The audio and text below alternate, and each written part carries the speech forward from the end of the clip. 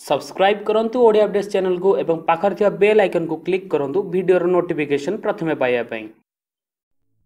1947 मसीहा अगस्त 15 तारिख दिन इंग्रेज मानक 200 वर्षर पराधीनतारू मुक्त होइतिला भारत। बहु देशप्रेमी और स्वाधीनता संग्रामी मानक पई स्वाधीन होई परथिला भारत। एहा परठारू आमे प्रतिवर्ष एही दिन को स्वाधीनता दिवस भाबे धूमधाम रे पालन करिथाउ। तेबे सारा देश अगस्त 15 तारिख रे स्वाधीनता दिवस पालन करथुवा बेले एपरी दुईटी स्थान अच्छी जोठारे 15 तारिख बदल 18 तारिख दिन स्वाधीनता दिवस पालन करा जायथे। एहा पछरे कौन कारण रही मु आज आपण मानकु एई वीडियो रे कहिबी।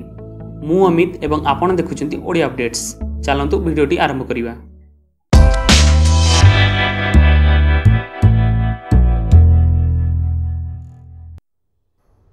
एही दुईटी स्थान पश्चिम बंग रे अछि।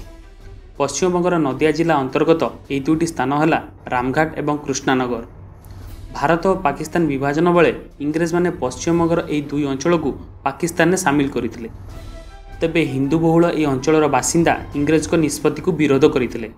एहा परे 1947 अगस्त 18 तारिख रे एही दुई अंचल को भारत रे मिसा जायतिला। तेणु 3 दिन पर एठारे स्वाधीनता दिवस पालित हुए एवं जातीय पताका मध्य उत्तोलन करा जाय।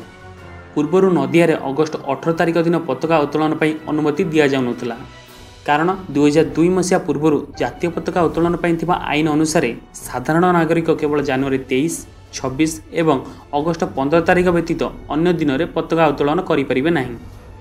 तेबे अंचलवासी दीर्घ आंदोलन पर 1991 मसीह केंद्र सरकार यह दुईटी अंचल में अगस्त 18 तारिख दिन पताका उत्तोलन करने को अनुमति देते।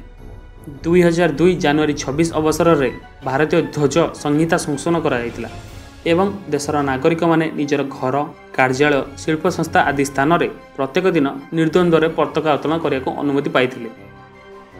जदि वीडियोटी भल लगिला तेबे लाइक करंतु, कमेंट करंतु एवं एही भली भल भल वीडियो पई आम चैनल को निश्चय सब्सक्राइब करंतु। Thanks for watching.